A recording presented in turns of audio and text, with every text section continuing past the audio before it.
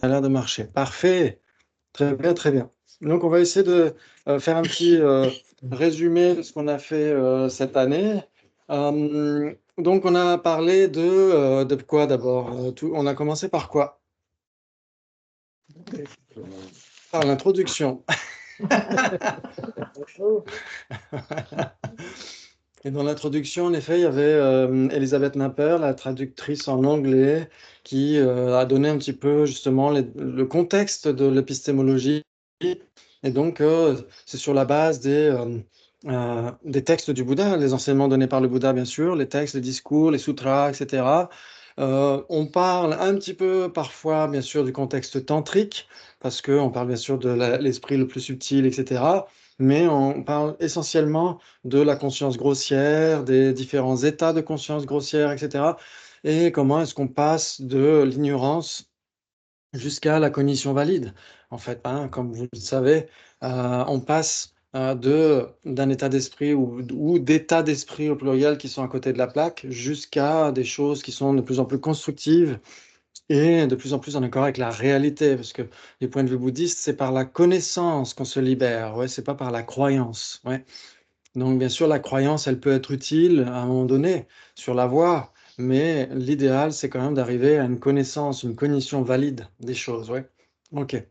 Très bien, très bien, très bien. Et donc, tout ça, ça s'est fondé sur la base des écrits de Acharya Dignaga et Acharya Dharmakirti, qui ont beaucoup débattu avec des non-bouddhistes, ouais, comme les Neyayika, les Mimamsaka, etc. Et beaucoup de traditions non-bouddhistes à l'époque et beaucoup de débats entre les traditions. Ouais. Salut Gina. Bonjour. Et donc, on fait un petit résumé de ce qu'on a fait jusqu'à maintenant. Et ensuite, vous savez qu'il y a deux façons d'avoir accès au monde qui sont... La conception, la perception. Voilà, exactement, la conception et la perception. Ouais, exactement. Ouais, c'est vraiment deux façons, si vous regardez dans votre journée, combien d'objets vous appréhendez grâce aux perceptions, combien d'objets vous appréhendez grâce aux conceptions. Il y a énormément, énormément de choses qui se passent dans l'esprit. Ouais. Et donc, on a vu les perceptions. Il y a combien de types de perceptions directes? 4. Quatre types généraux de perception directe. Ouais, c'est quoi la définition d'une perception directe? Cognition libre de conceptualisation et non erronée. Une cognition libre de conceptualisation et non erronée. Bravo, excellent. C'est super. Et donc, en effet, pourquoi est-ce qu'on dit une cognition? Parce qu'en général, quand on donne des définitions, il y a des définitions qui permettent de préciser un point, il y a des cognitions qui permettent de contrecarrer des vues fausses. Ouais, quand les Sautrantika et les autres, les écoles plus élevées vont parler de la définition d'une perception directe, n'auront pas toujours la même définition, mais en général, ils vont parler d'une cognition. Pourquoi? Quoi? Pourquoi est-ce qu'une perception directe doit nécessairement être une cognition, un événement cognitif? Parce que c'est de la conscience. Oui, c'est de la conscience.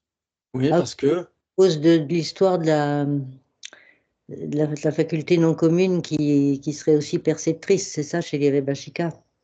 oui, exactement. C'est pour contrecarrer cette vue Vaibhashika qui dirait que les facultés sensorielles pourraient appréhender leurs objets. Ouais, ok. Et ensuite, en effet, oui, Sabine est revenue. Super. C'est le Wi-Fi. Nous aussi, on a des problèmes de Wi-Fi ici. Ok. Et donc, en effet, c'est pour contrecarrer cette vue Vaibhashika qui dirait que la faculté, qui est de la forme subtile, appréhenderait ces objets. Ouais. Et ensuite, libre de conceptualisation. Pourquoi? Oui, c'est ce que disait Acharya Dignaga. Il disait Torpa Dandem no Sumo. Oui, la perception directe est libre de conceptualisation. Oui, pourquoi? Parce que certains tenants non bouddhistes disaient que les perceptions directes, en général, et même sensorielles, et pouvaient être conceptuelles. Ouais, donc nous on dira non, non, non, oulala, surtout pas. Attention, attention, les perceptions directes sont libres de conceptualisation. Ouais, mais si on s'arrêtait là, si on disait qu'une perception directe, c'est une cognition libre de conceptualisation, est-ce que ça suffirait ou pas? Et non. Et non, pourquoi? Eh bien parce qu'il y a des fausses. Parce qu'il y a des fausses, des fois on se trompe, des fois on perçoit, on a l'impression de percevoir quelqu'un alors que c'est quelqu'un d'autre, etc., etc. Oui. Donc elle doit être non erronée. Ouais. Et donc si on a une perception directe, c'est une cognition libre de conceptualisation et non erronée. Dans ce cas-là, on peut en effet parler de perception directe dans le sens où elle ne doit pas se tromper à l'égard de son objet apparent. Et comme pour les perceptions directes, l'objet apparent en général, ouais, d'une manière grossière, l'objet apparent revient à parler de l'objet d'engagement. Si elle est non erronée, elle ne peut pas se tromper à l'égard de ce qu'elle est censée comprendre. Ouais. Ok. Génial, eh ben, c'est super. Et les cognitions, les perceptions directes sont divisées en quatre, comme on l'a dit, qui sont paf, paf, paf, pif, paf, pouf. Sensoriel, Sensorielle, sensoriel, ensuite, mental, autocognitive et... Ah ben, et ah ben mince. qui veut aider Dominique? Yogique. Oui, Et oui, yogique. yogique, ni direct. Oui, tout le monde est d'accord? Oui. Qui veut répéter? Allez. Michel. Sensoriel, mental, Oui. autocognitive et yogique. Oui. Excellent. Excellent. Salut Maria, bienvenue. Bienvenue, bienvenue. Très bien. Donc on a les quatre types de perception directe, oui, sensorielle, mentale, autocognitive et yogique. Ok. Et donc on doit tendre l'idéal vers les yogiques. Ouais. Donc en effet, on est censé se diriger plus vers les réalisations des choses qui, la plupart du temps, échappent à nos sens. Ouais. Et donc on doit essayer de réaliser ces phénomènes cachés, ouais, qui sont au-delà de nos sens. Par exemple, nos sens, nos consciences sensorielles ne réaliseront jamais l'impermanence subtile. Mm. Ouais, nos consciences sensorielles ne réaliseront jamais le non-soi, ne réaliseront jamais la précieuse existence humaine, l'impermanence et la mort, le karma, etc., etc. Bodhicitta. Ouais, bodhicitta, ce n'est pas une conscience sensorielle, par exemple. Ouais. La sagesse de la vacuité, ce n'est pas une conscience sensorielle. Donc les consciences sensorielles sont très utiles, mais l'idéal, c'est quand même de tendre vers des réalisations, voire même des claires réalisations. Oui, il y a une différence importante entre une réalisation et une claire réalisation. Ça veut dire quoi, une conscience qui réalise son objet? À laquelle l'objet apparaît clairement. Elle le comprend. Oui, Elle le, mais une cognition inattentive a un objet qui lui apparaît clairement, ouais. elle le comprend, elle le... Oui, elle est Oui. capable de le nommer. Ça, non. Alors, ça voudrait dire qu'une conscience visuelle nomme le bleu quand elle le réalise? Non? Non. Donc en effet, ça veut dire quoi réaliser un objet? Je veux dire que- C'est-à-dire qu'elle le perçoit clairement. Elle le perçoit clairement. Elle nomme la forme, le contour. Oui, Oui, ok. On pourrait dire que une réalisation, c'est quand en effet l'objet est certifié, quand on le réalise, quand on le comprend, quand on le certifie. Oui, quand on élimine les surimpositions au regard de cet objet. Oui, les surimpositions principales, on pourrait dire. Oui, c'est ça que ça veut dire réaliser un objet. Oui, comme par exemple, je vous demande de quelle couleur est cette page de livre, vous allez visuellement réaliser cette couleur. Ouais. Et par la suite, je vous demande quelle couleur c'était, vous allez dire, bah, c'est plutôt orange, quelque chose comme ça. Ouais. Et donc, ça veut dire que vous avez en effet une réalisation directe de cette couleur par la conscience visuelle. Ok, donc une conscience qui réalise, c'est ça, une conscience qui réalise, elle tranche les surimpositions au regard de cet objet, et il y a les claires réalisations. Ouais, sur la voie, les claires réalisations, ce sont euh, des états d'esprit aussi, mais là, c'est uniquement dans la conscience mentale. Ouais. Quand quelqu'un développe le renoncement, quand quelqu'un a réalisé bodhicitta, quelqu'un a réalisé la sagesse de la vacuité, c'est nécessairement la conscience mentale qui réalise. Ouais, vous êtes d'accord? Mhm. Ok, très bien. Donc ça, c'est très important. Ok, donc ensuite, on a dit, il y a les quatre divisions des perceptions directes. Et ensuite, il y a la conception. Ouais, la conception, oh là là, la conception. Ok. Est-ce que j'ose vous demander la définition d'une perception directe sensorielle? ah oui. Oui, j'ose. Osons, osons. Voilà.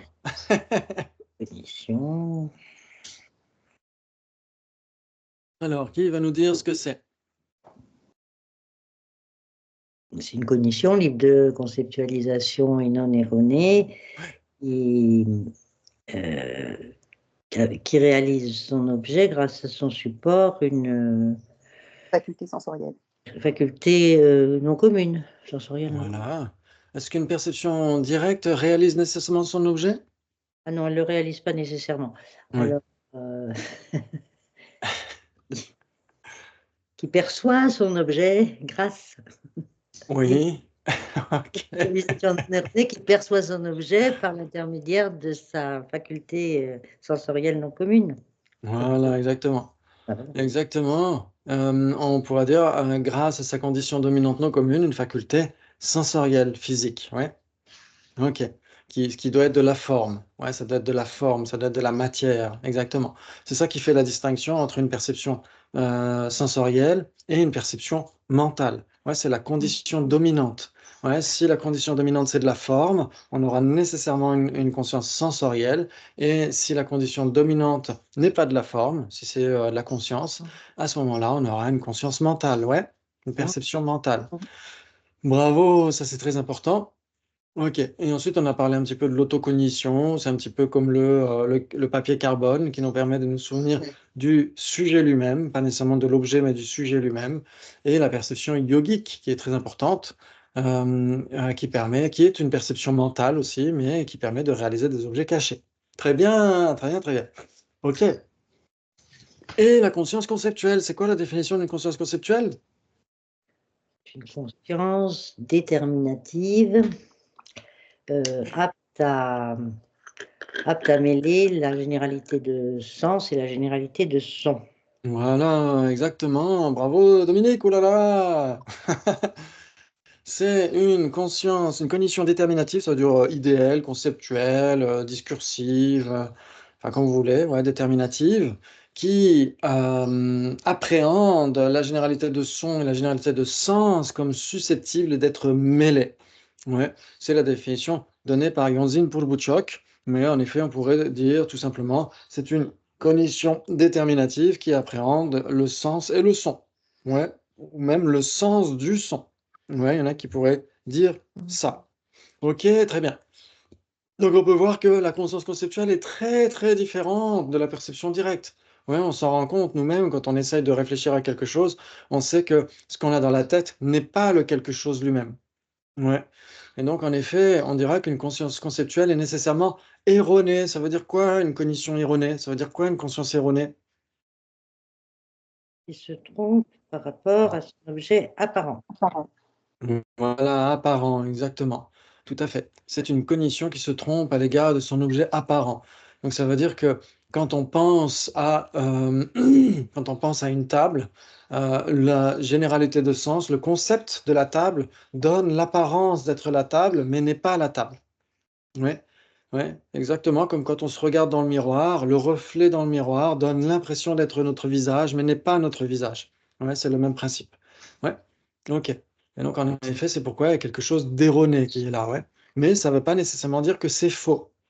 Ouais, on n'est pas nécessairement à côté de la plaque. Ouais, c'est pourquoi la conscience conceptuelle a un ancrage dans la réalité. Ouais, la conscience conceptuelle peut certifier des objets, elle peut réaliser des objets. Ouais, sinon, ce serait complètement contre-productif d'essayer de raisonner. Ouais, si une conscience conceptuelle était nécessairement en désaccord vis-à-vis de la réalité.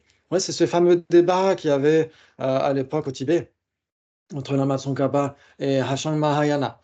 Ouais, par exemple, la Hashang Mahayana qui prônait une vue du Chan à l'époque, ouais, l'ancêtre du Zen, ouais, en Chine. Et tout le monde n'est pas d'accord sur qui il était. Peut-être qu'il y avait plusieurs Hashang Mahayana, peut-être que c'était un terme générique pour parler d'une école particulière, c'est tout à fait possible. Et en tout cas, c'était quelqu'un qui prônait une vue du Chan, qui n'était pas nécessairement la vue correcte du Chan. Ouais, donc c'est ça qu'il faut essayer de souligner aussi. Et donc lui, qu'est-ce qu'il disait?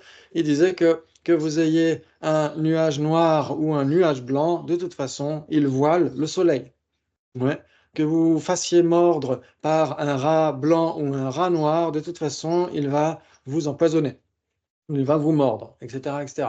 Ouais, donc il disait qu'on ait une conscience conceptuelle vertueuse ou une conscience conceptuelle non vertueuse, de toute façon, elle saisit l'ignorant, elle saisit un soi. Ouais, elle saisit, elle est en désaccord vis-à-vis de la réalité. Elle va saisir un soi absolu, indépendant, etc. C'est ce que lui dira, Hachang Mahayana. Ouais. Et la Matsongkhapa arrive dans toute sa splendeur et nous dit non, il y a 3 modes d'appréhension d'une conscience conceptuelle. Ouais, ça, c'est ce qu'on étudie dans le Madhyamaka. Mais c'est déjà utile d'en parler tout de suite quand on parle de l'épistémologie Sautrantika. Ça nous aide ensuite à comprendre le Madhyamaka. D'ailleurs, c'est fait pour ça, hein, quand on étudie connaître l'esprit, c'est fait pour ensuite comprendre les débats qui existent dans la voie médiane, etc. C'est l'objectif ouais, de l'épistémologie, c'est de comprendre les points du lamrim et bien sûr les points sur la sagesse de la vacuité, etc. Ouais. Ouais, quand Lama Tsongkhapa parle de ces 3 modes d'appréhension de la conscience conceptuelle, il dit quoi? Il y a une première conscience conceptuelle qui saisit ouvertement le soi inhérent.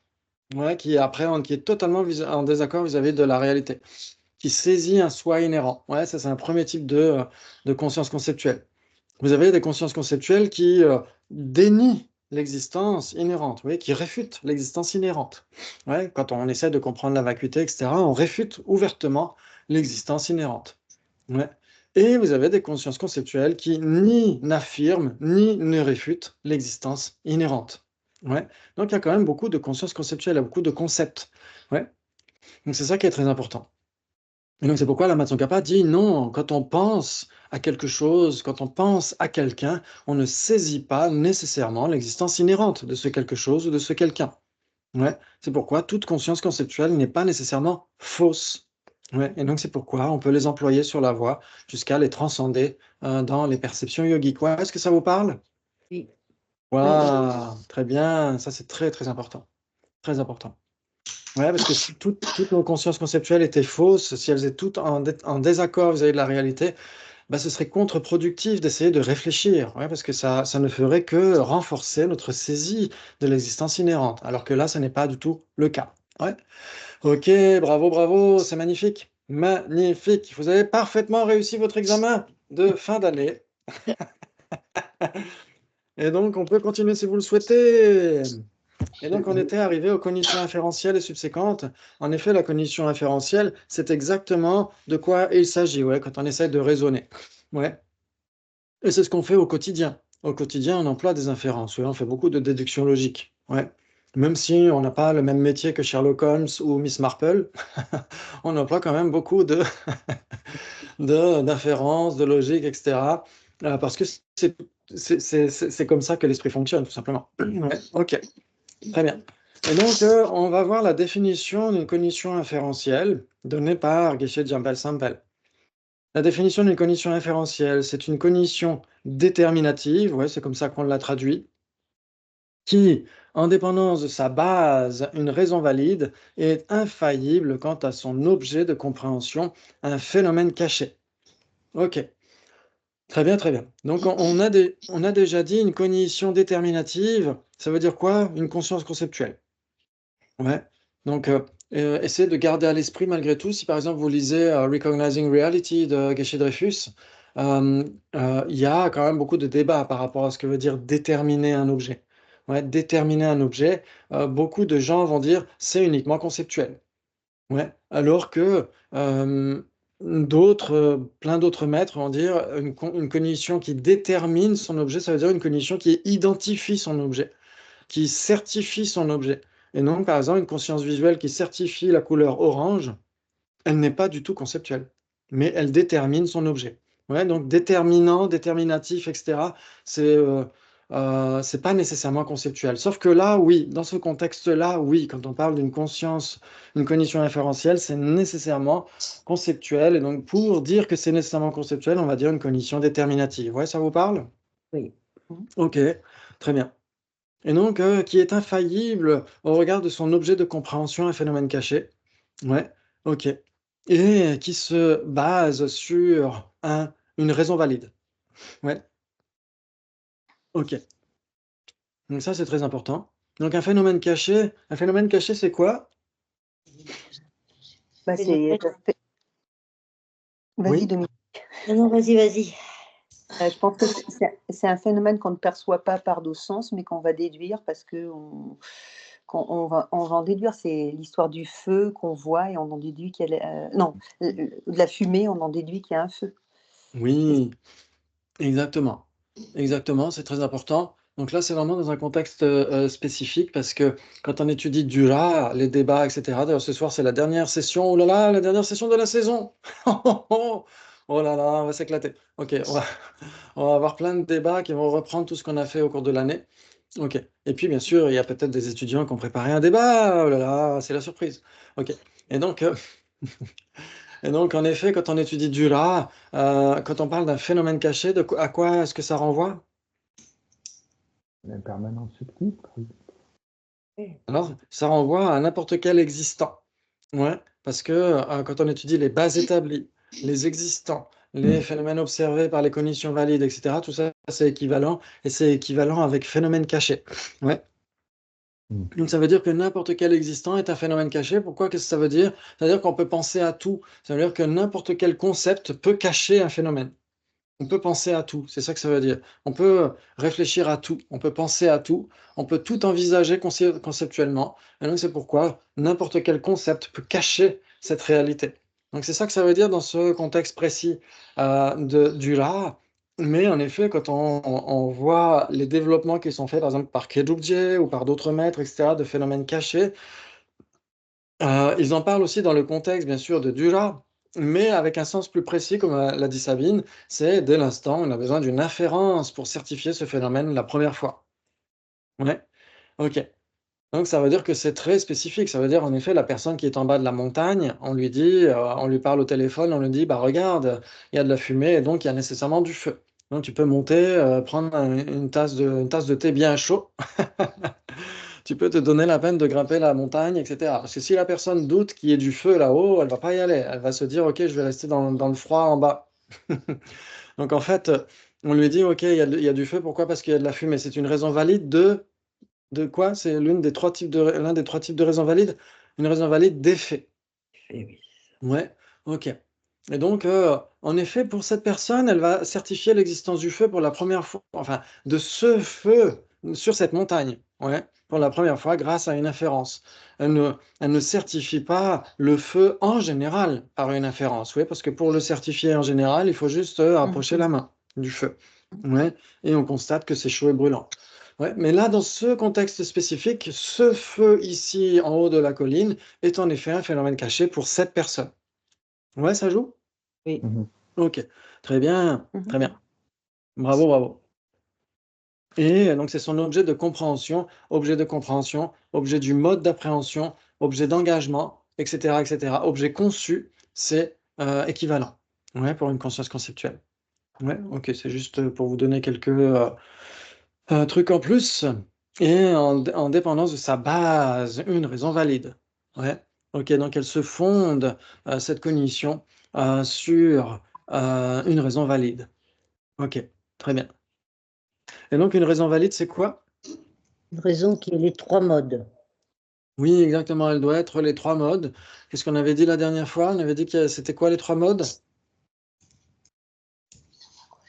L'application, la contre-implication, et puis je sais plus. La propriété du sujet. Voilà. Voilà, la propriété du sujet, l'implication et la contre-implication. Ouais, est-ce que ça parle à tout le monde? Ouais, ok, très bien. Si par exemple je dis, ok, euh, si par exemple je dis cette tasse est impermanente car c'est une corne de lapin, est-ce que c'est une raison valide? Et que Non. Eh non! Oh là là, vous êtes trop fort! Vous êtes beaucoup trop fort! Et donc, pourquoi est-ce que ce n'est pas une raison valide? C'est un type de raison valide particulier, c'est une raison non établie. Oui. Et donc, c'est pourquoi on dira ta majup en tibétain. Oui, la raison n'est pas établie.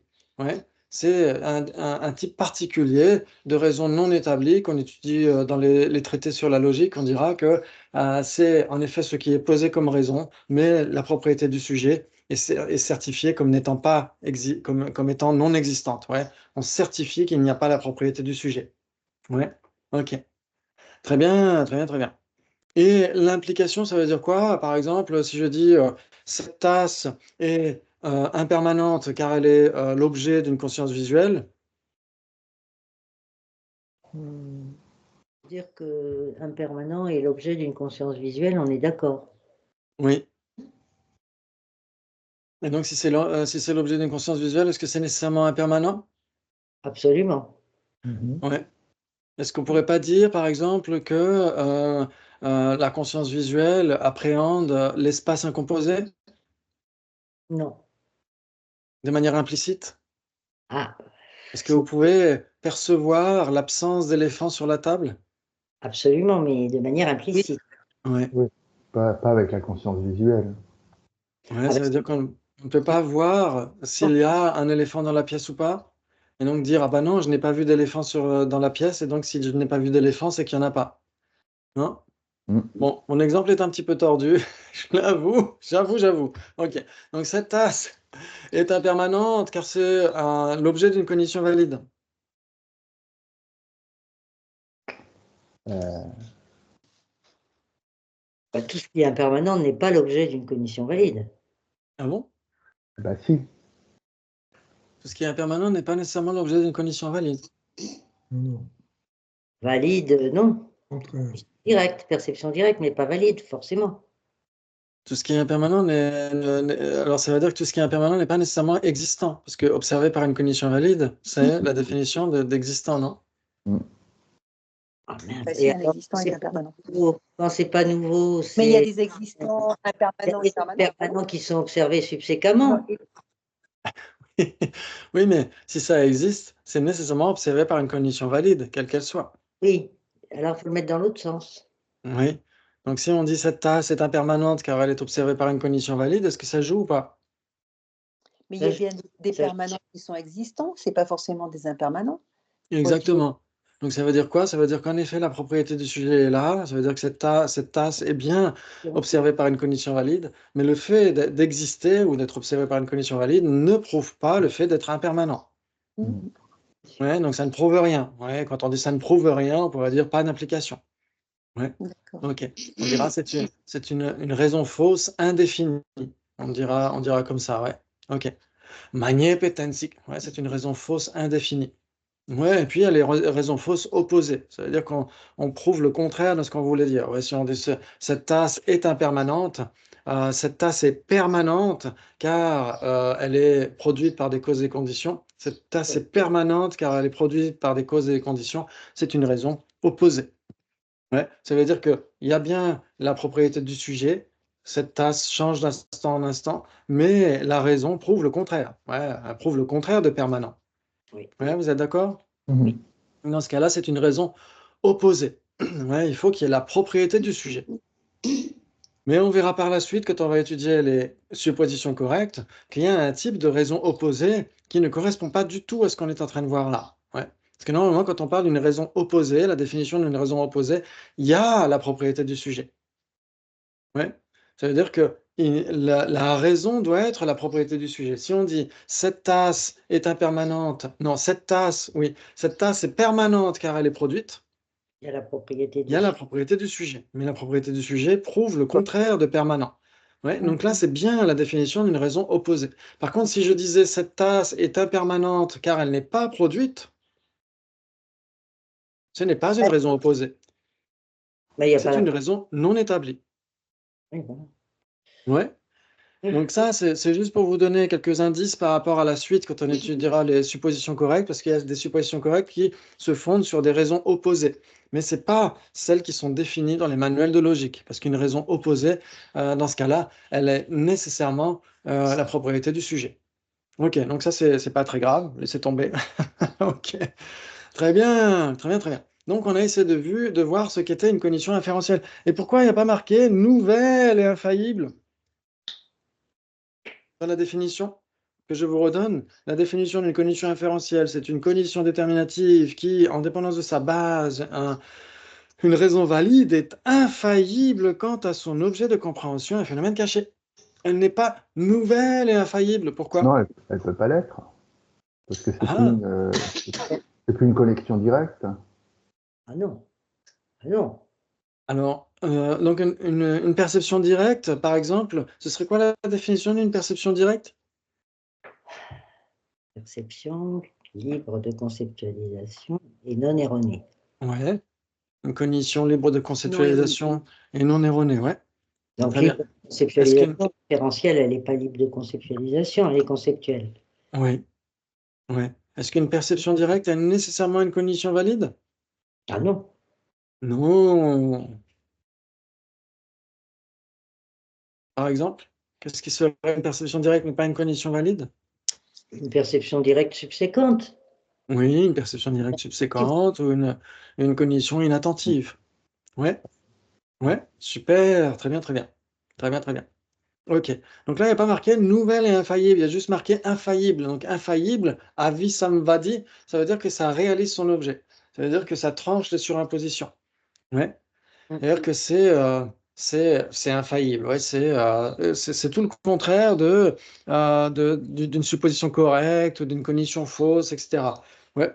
Toutes ces cognitions-là ne sont pas infaillibles. Ouais. Ok, mais une cognition infaillible, elle est nécessairement en accord avec la réalité. Elle réalise quelque chose. Ouais, ok, c'est ça que ça veut dire. Elle est plus qu'en accord avec la réalité, elle le réalise. Ouais, parce qu'une supposition correcte est en accord avec la réalité, parce qu'elle suppose correctement. Ouais, sauf qu'elle ne réalise pas son objet. Ouais.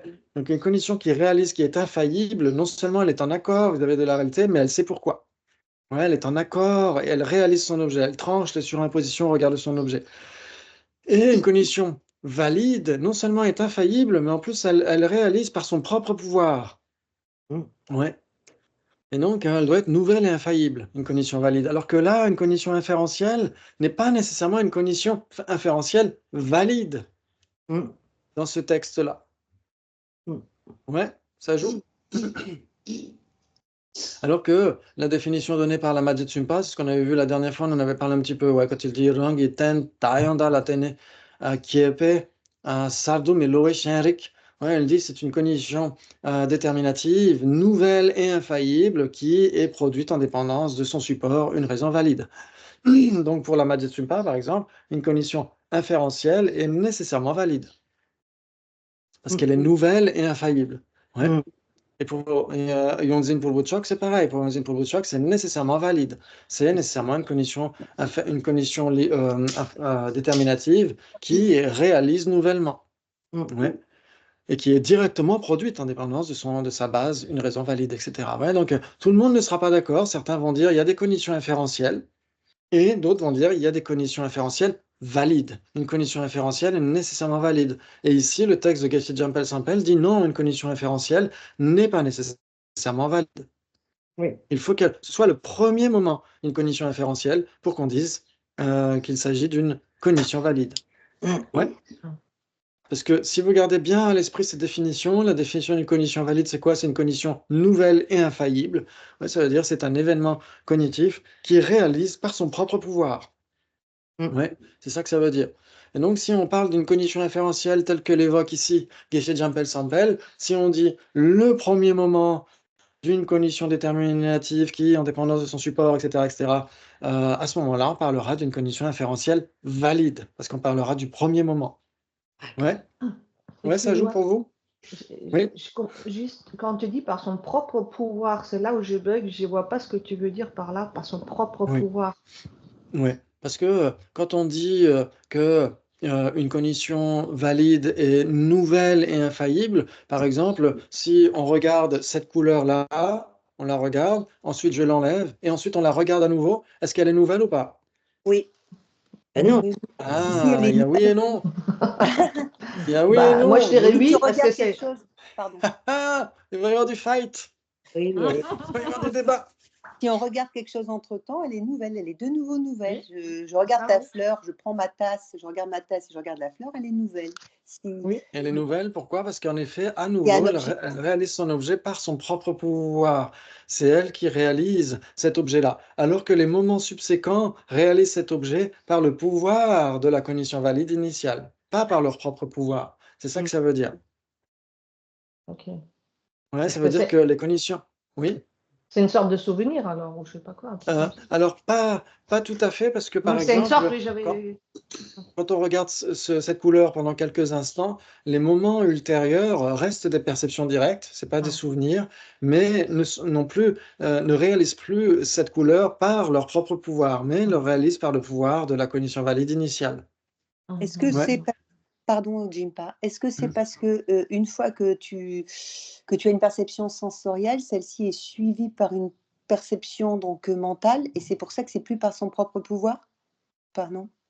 Alors, la perception mentale, si on parle d'un moment infinitésimal de perception mentale Oui, qui suit ce train de perception sensorielle, ce moment de perception mentale directe, qui appréhende une forme, comme la couleur orange là, chez les êtres ordinaires, ça ne peut jamais être une cognition valide. Parce qu'il n'est pas oui, perçu. parce qu'on ne s'en rend pas compte. Ok. Oui, exactement. On Mhm. s'en rend jamais compte, donc c'est nécessairement inattentif. Ça ne peut pas D'accord, réaliser son objet, ouais. Par contre, chez les Aryas, on pourrait dire oui, c'est une réalisation, c'est nécessairement une cognition valide, ouais, pour les Aryas, ouais, tels qu'ils sont décrits par les sources authentiques. Ok, c'est intéressant tout ça. Et donc c'est pourquoi quand on dit la définition d'une cognition valide, sardu miloe ripa, ouais, une cognition nouvelle et infaillible, sardu, ouais, nouvelle, c'est-à-dire quoi? C'est-à-dire que euh, c'est par son propre pouvoir, ouais, nouvelle. Parce que sinon on pourrait se dire, bah, puisque cette couleur, on vient de la voir il y a 5 minutes, eh ben, on ne peut plus avoir de réalisation, de réalisation nouvelle de cette couleur au moment où on la regarde à nouveau. Ouais, et donc on se dirait: «Bah non, ça ne joue pas», parce que, à chaque fois qu'on va appréhender nouvellement cet objet, en effet, et qu'on va le réaliser nouvellement, ce sera à nouveau une cognition valide. Ouais. Sinon, il y aurait que la toute première fois dans une existence où on perçoit un truc que c'est une cognition valide, et après toutes les autres fois, ce serait nécessairement des cognitions subséquentes. Et en fait, les épistémologues diront: «Non, c'est pas du tout le sujet, c'est pas du tout le cas». C'est pourquoi d'ailleurs, la définition donnée par Kedubje d'une cognition valide, c'est pas Sardumi pas, ce sera Rawandu Yonchewe Shejal Alouame Pesheba. Voilà, il dira c'est une cognition qui est infaillible au regard de l'objet qu'elle aura parfaitement déterminé par son propre pouvoir. Rawandu, ouais, pour expliquer justement Sardu, ouais, nouvellement. Ça veut dire par son propre pouvoir. Ouais.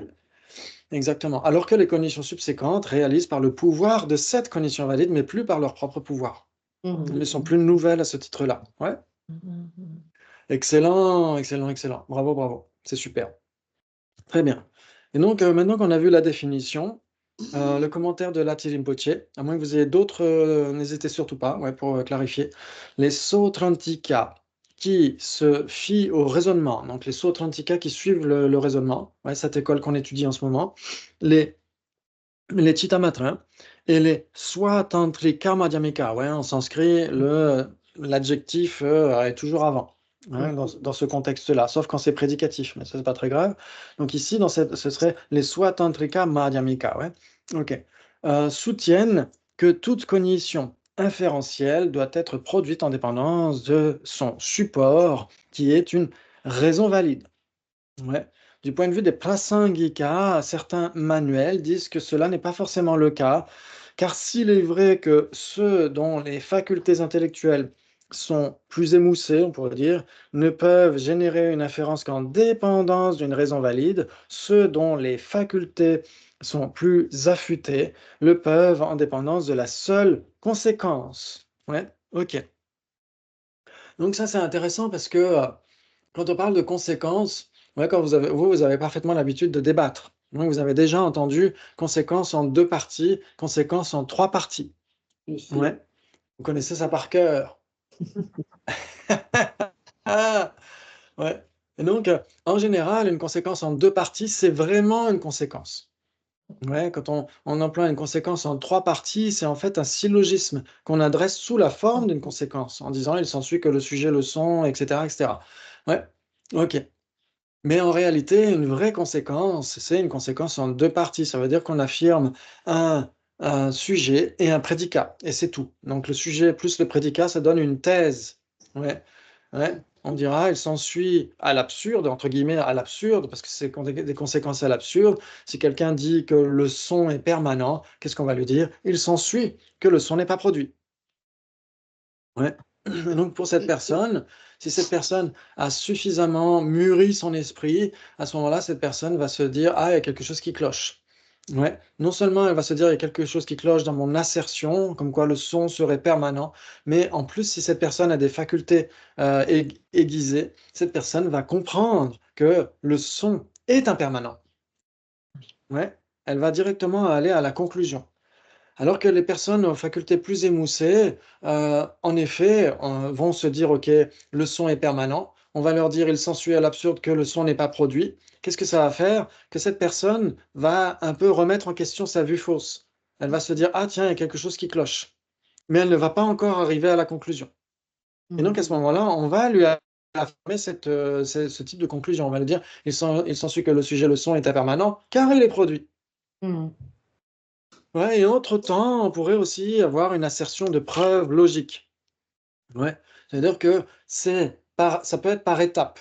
Ça peut être par étapes. Vous avez quelqu'un qui est dans une cognition fausse, et donc cette personne, il va à pieds joints dans sa cognition fausse, ouais. Donc elle n'est pas en train d'hésiter. Et donc on va essayer de la faire hésiter. Et donc pour remettre en question sa vue fausse, on va dire, bah, si tu dis que le son est permanent, il s'ensuit que le sujet, le son, n'est pas produit. Ouais, et donc cette personne va remettre en question sa vue fausse initiale, va se dire: «Tiens, il y a quelque chose qui cloche», et après on pourrait lui affirmer une assertion de preuve, lui dire: «Si c'est produit, c'est nécessairement impermanent». Ouais, et donc ça, c'est une assertion de preuve logique, ouais, qui peut amener cette personne à comprendre un peu mieux ce qu'on va évoquer par la suite, et après on va lui dire: «Il s'ensuit que le sujet, le son est impermanent car il est produit», et là, cette personne arrive à sa conclusion, en effet, arrive à une raison valide et à générer une inférence. Ouais, donc ça peut être très progressif. Et quand vous débattez avec quelqu'un, vous pouvez voir que parfois la compréhension vient de manière progressive, soit votre compréhension, soit la sienne, quand vous débattez avec quelqu'un. Ouais, quand vous discutez sur un point, un point, je sais pas moi, un point sur l'impermanence ou sur autre chose, etc., quand vous discutez ou sur des points du dharma, etc., et vous pouvez voir qu'en effet, parfois, la compréhension de la personne, vous voyez des petites étincelles dans les pupilles, soit dans les vôtres, soit dans les leurs. Et vous voyez qu'il y a des compréhensions qui se font, de manière assez graduelle. Et puis parfois, ça se fait automatiquement. Quand vous dites à quelqu'un, bah, il s'ensuit que le sujet, le son est permanent et n'est pas produit. Ouais, si vous dites qu'il est permanent, et cetera, et cetera.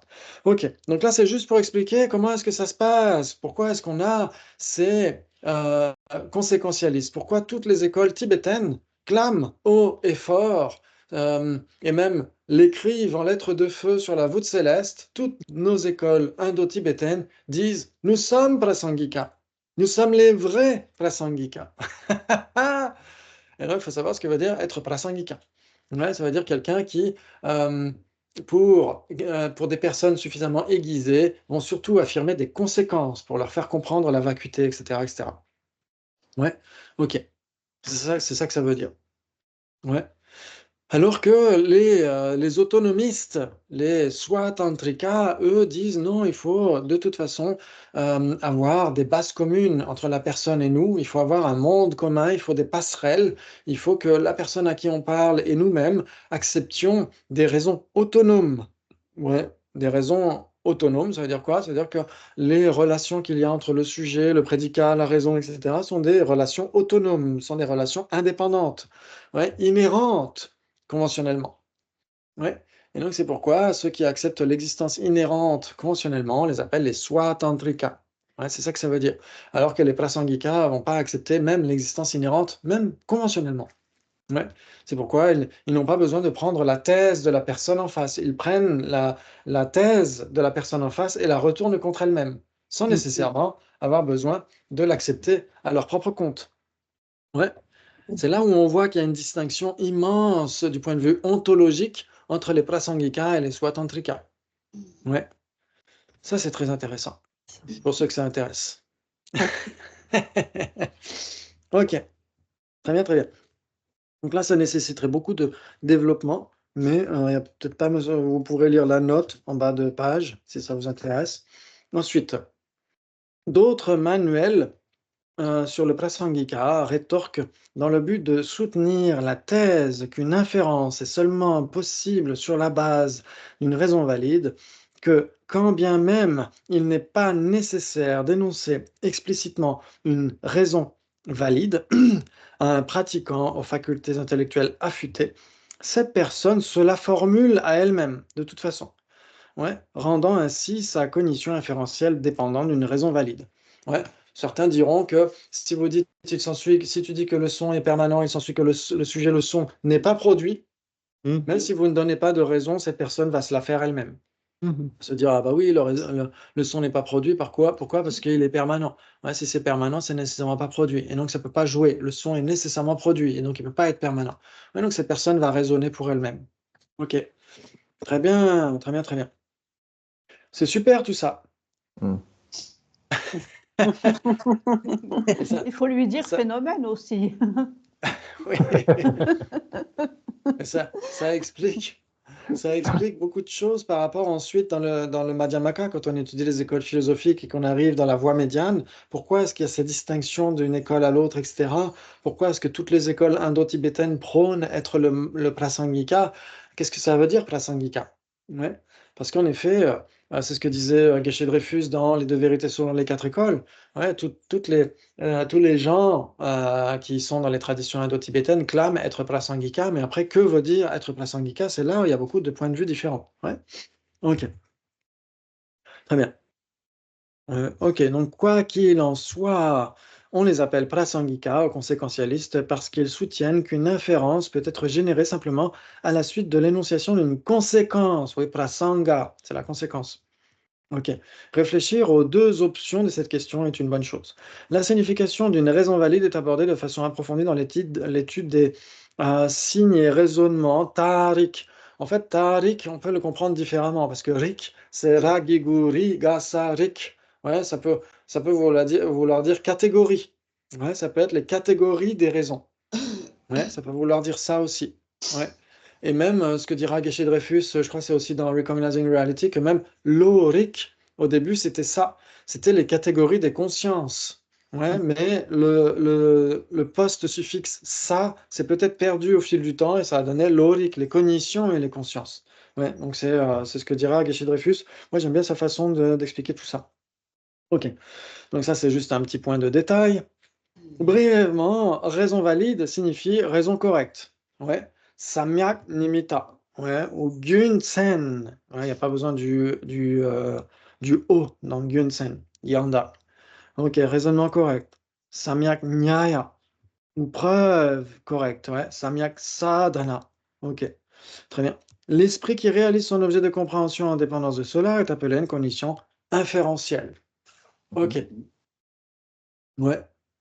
Donc, tout le monde ne sera pas nécessairement d'accord. Ouais. Parce que vous savez qu'il y a différents types de causes. Ouais. Il y a différents types de causes et différents types d'effets. Ouais. Il y a les causes directes et les causes indirectes. Là, vous êtes d'accord? Oui. Waouh, c'est quoi la définition d'une cause directe? Un phénomène qui produit directement son effet. Voilà, ce qui produit directement. Ouais. Très bien. Et une cause indirecte? C'est facile. Ah. Qui produit indirectement ses effets. Ce qui produit indirectement. Ouais, c'est facile. C'est quoi la définition d'un effet direct? Ce qui est produit par une cause directe. Oui. Oh, exactement. Ce qui est directement produit. Et la définition d'un effet indirect? Vous êtes super fort, vous êtes très fort en dialectique, bravo! Oh là là. Vous avez la première étoile. Très bien, en effet, ce qui est indirectement produit. Très bien. Donc quelle est la relation entre cause directe et cause indirecte? Est-ce que c'est contradictoire, équivalent, 3 possibilités ou 4 possibilités? Toute cause directe est une cause indirecte. Alors, Ah bon? ah bon? Bah oui, jeudi est la cause directe de vendredi, mais c'est la cause indirecte de samedi. Ok. Ben, D'accord. Oui, oui, tu as raison. Non, mais j'ai Exactement. raison, mais je le vois comme. Je Oui, sais. non, mais Par contre, je n'ai oui, pas à faire de dire que j'ai pas raison. Alors. Non, je fais que répéter ce qu'a dit Sabine. Ah bon? Ça dépend Ok. si on l'applique à un truc. Si on dit quelle est la cause directe de vendredi, effectivement, c'est jeudi. Mais jeudi est la cause directe de vendredi, mais la cause indirecte de samedi. Donc, oui, mais j'avais oublié, tu as raison. C'est pour ça que je dis que tu as raison, parce qu'on en avait parlé. Je ne sais pas si j'ai raison, parce que je ne sais pas comment il a posé la question. Donc, Ah, faut que je retrouve Ok. comment il a posé la Quelle question. est la relation? Alors moi, je repose ma question. Contradictoire, équivalent, 3 possibilités, 4 possibilités, entre cause directe et cause indirecte, qui dirait quoi? Je dirais que c'est Vous avez le équivalent. choix de juste entre contradictoires, parce que dans les débats, c'est fait pour ça, Moi, je pour dirais qu'on donne une réponse directe. c'est pas contradictoire. Entre contradictoire, qui choisit contradictoire, qui choisit équivalent, qui choisit 3 possibilités, qui choisit 4 possibilités. moi, je dirais équivalent. L'équivalent pour Dominique. Ah, moi, j'aurais dit plusieurs possibilités. Je ne Ouais, sais pas si moi, c'est 3 ou 4, mais voilà. 3 ou 4. Ah, 3 ou 4. Oh là là, on a un club de 3 ou 4. Qui d'autre? Ah, Valu semble aller dans votre sens. 3, 3. Oh là là. Oh là là là là. Il ne reste plus que Maria et Gina. Bernard a déjà choisi. Je me fais toujours avoir avec ce qu'a dit Dominique, avec le appliquer à une base ou pas, et puis chaque fois je m'en mêle avec ça. Donc, Ben, je Ah dirais. oui. et c'est pour ça, à chaque fois je dis, ah oui, c'était l'un, c'était l'autre.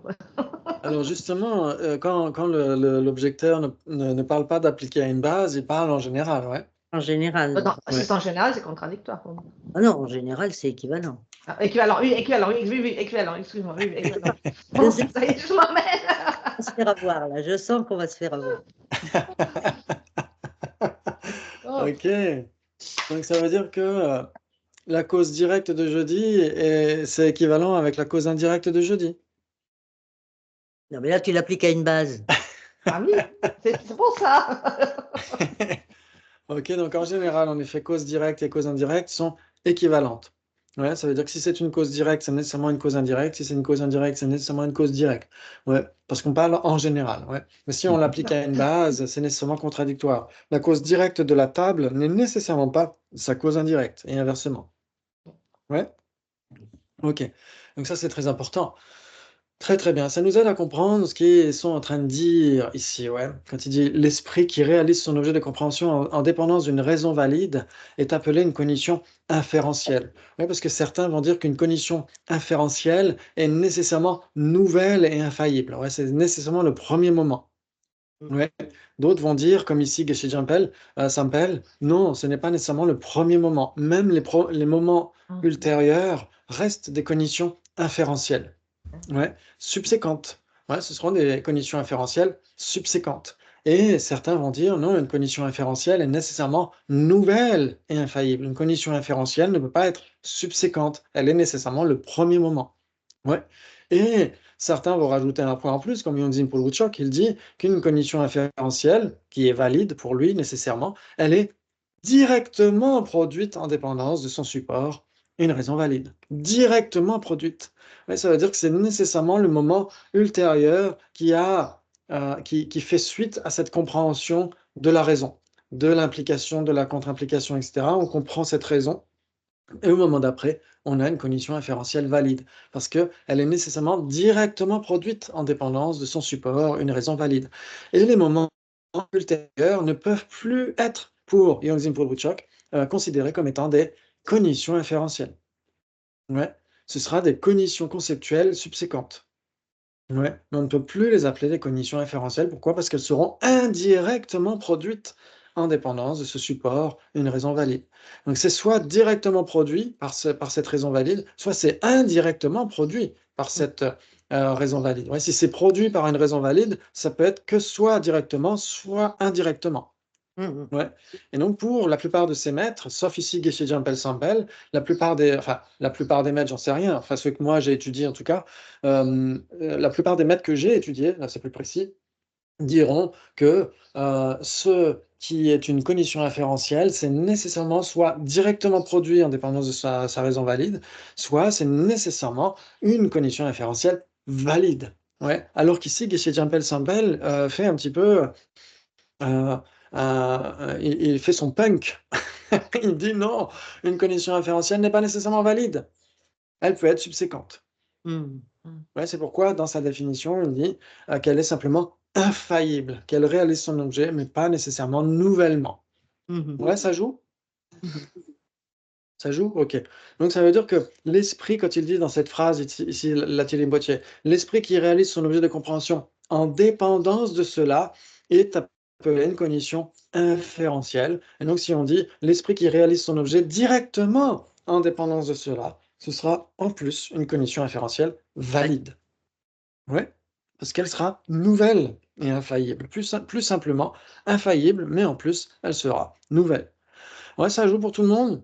Oui. Ouais, c'est toujours la même question. Est-ce qu'une cognition valide est une cognition nouvelle et infaillible ou pas? C'est ça qui fait la distinction. Alors pour les prasangika, ils interprètent autrement le terme pramana. Ouais, en sanskrit, pramana, ça peut vouloir dire autorité valide, cognition valide, etc.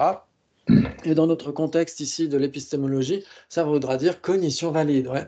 Et la première syllabe, le pra en sanskrit, ça peut soit renvoyer à pratama, c'est-à-dire le premier, soit à pradhana, le principal.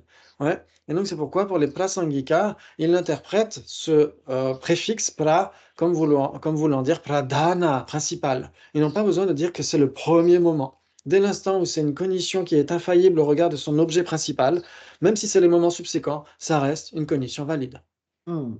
Ouais? Ok. Très bien. Donc c'est juste une différence d'interprétation d'une école à l'autre. Ok. Très bien. Et donc, qu'une cognition inférentielle soit infaillible signifie qu'elle réalise son objet ou qu'elle atteint ou obtient un objet dont les surimpositions ont été dissipées. Ouais. Ça, c'est très, très important. C'est vers les pages 300, 302, 305, etc. de Recognizing Reality de Geshe-Dreyfus, où il donne tout un passage par rapport à ça, justement. Si ça vous intéresse, je vous le mettrai sous la vidéo. Par rapport à ce que veut dire réaliser un objet, être infaillible, réaliser un objet, ça veut dire en effet trancher des surimpositions au regard de cet objet. Ouais, par exemple, la surimposition, ça va être l'opposé de la connaissance, ça va être l'inconnaissance. Ouais, quand on apprend l'alphabet A, B, C, D, avant d'apprendre A, B, C, D, on avait des surimpositions par rapport à A, B, C, D. On ne savait pas ce qu'était A, ce qu'était B, ce qu'était C, etc. Et quand on apprend l'alphabet, on tranche les surimpositions au regard de A, B, C, D, etc. Ouais. L'apprentissage, c'est ça, c'est réaliser, certifier, éliminer l'ignorance, faire perdre du terrain à l'ignorance. Ouais. Et donc, c'est exactement ça. Quand on étudie, quand on enseigne aux autres, etc., c'est la finalité, c'est pour mettre à mal l'ignorance. Différents types d'ignorance, ouais. Différents types de surimposition. Ouais. Jusqu'à l'ignorance qui saisit un soi, etc., etc. Ouais. Donc ça, c'est vraiment intéressant. Vraiment intéressant. Ouais, que la pratique de la voie spirituelle dans le bouddhisme, c'est justement pour éliminer, terrasser, comment dire, pulvériser en mode puzzle l'ignorance fondamentale. Ouais. Et donc, c'est justement pour obtenir pour donner tout son potentiel à cette clarté cognitive de la conscience mentale, donner tout son potentiel, toutes ces qualités immenses qui sont là dans le cœur de notre esprit et qui ne demandent que ça, que de s'épanouir pour le bien de tous les êtres. Ouais, donc ça, c'est vraiment magnifique. Ok. Très, très bien. Eh bien, on a presque terminé. On va essayer de terminer ce passage-là. Ok. Très bien. Et donc, les surimpositions qui ont été dissipées. Donc, c'est une cognition déterminative, c'est-à-dire une cognition pour laquelle existe un sens. Ceci est tel et tel. Ouais. Qui n'est possible que pour la pensée et non pour les consciences sensorielles et autres perceptions directes. Ouais, parce que quand on dit déterminatif, ça veut dire que, en effet, dans ce cas-là, c'est conceptuel. Ça veut dire, ici même, ceci est tel et tel, c'est même plus que conceptuel, c'est discursif. Ouais. Quand on se fait un discours à l'intérieur, on dit cette table est orange, etc., etc. La couleur de cette table est orange. Dans ce cas-là, on est dans une forme de discours conceptuel. Ouais. Alors que quand on a une conscience conceptuelle, c'est pas nécessairement discursif. Ouais. Quand on visualise la déité, le mandala, etc., etc., quand on fait le yoga de la déité, c'est un yoga conceptuel, mais c'est pas nécessairement discursif. On n'est pas nécessairement en train de dire ceci est tel, et tel, et tel. On est juste dans une image conceptuelle. Ouais. Donc, quand c'est conceptuel, c'est pas nécessairement discursif. Mais si c'est discursif, c'est nécessairement conceptuel. Ouais. Donc c'est comme ça qu'on pourrait dire les choses. Pour une inférence, en général, oui, on peut avoir un discours intérieur, mais pas nécessairement. On peut être simplement focalisé sur la conclusion. Et c'est ce qu'on est censé faire quand on fait la méditation analytique. Oui, on essaye d'accéder à une conclusion, à une forme d'inférence dans le meilleur des cas, et ensuite on se focalise sur cette conclusion. On n'est plus en train de discourir, ouais, mais on reste quand même sur une image mentale. Ça reste conceptuel, mais ce n'est plus discursif. Ouais, c'est là où on essaie d'être focalisé en un point sur le résultat de notre méditation analytique, non? Ouais, très très bien. Ouais, c'est là où on fait cette distinction aussi. Donc les cognitions référentielles sont ainsi nommées parce qu'elles sont des cognitions qui infèrent sur la base d'une raison valide, ouais, une raison correcte. Elles infèrent ou elles déduisent, ça revient au même. Ouais, elles sont déductives. On fait une déduction logique. Ouais, c'est une inférence, c'est exactement ça. OK. Et donc, c'est là où on va voir justement pourquoi Geshe Jampel Sampel donne la définition d'une cognition inférentielle qui n'est pas nécessairement valide. Pourquoi? Parce que juste après, il donne la définition d'une cognition inférentielle valide. On a la réponse. Il dit, c'est une cognition déterminative qui a indépendance de son support, une raison valide, et nouvelle et infaillible quant à son objet de compréhension, un phénomène caché. Il est dit qu'une cognition inférentielle n'est pas nécessairement une cognition valide. C'est exactement ce qu'on a évoqué tout à l'heure. Ouais, cognition inférentielle et cognition inférentielle valide, combien de possibilités? Est-ce que c'est contradictoire? Équivalent, 3 possibilités, 4 possibilités? Cognition inférentielle et cognition inférentielle valide? 3. Au moins trois. 3, exactement. Ouais. Si c'est une cognition inférentielle valide, si on dit une cognition valide inférentielle, c'est mieux de le dire comme ça. Si c'est une cognition valide inférentielle, c'est nécessairement une cognition inférentielle. Mais si c'est une cognition inférentielle, c'est pas nécessairement une cognition valide inférentielle, vous êtes d'accord? Oui, oui. Ouais. Les moments subséquents, etc. Ouais. Alors que pour Yongzin Pulbuchok, par contre, si c'est une cognition inférentielle, c'est nécessairement une cognition valide inférentielle. C'est équivalent pour Yongzin Pulbuchok. Ouais, Ok. c'est ce qu'on verra. À la rentrée! Oh là là là là, vous me manquez déjà, c'est horrible. Terrible, terrible, terrible. Merci beaucoup. Passez un super été pour les personnes qui ne peuvent pas venir ce soir et pour les personnes qui peuvent venir ce soir pour les débats. Si vous avez préparé un débat, tant mieux, c'est vraiment super. Et sinon, on essaiera de faire des petites révisions par rapport à tout ce qu'on a fait au cours de l'année. Et ouais, je pense que ce serait une bonne façon de terminer. Et ensuite, on reviendra au mois de septembre. Oh là là là là là là, bravo! Merci beaucoup, c'était un vrai plaisir d'apprendre avec vous. Merci. Grâce à vous. Merci. Merci Au revoir. beaucoup. Au revoir tout le monde. Merci beaucoup. Ciao, Au revoir. ciao. Excellente Salut. journée. Merci.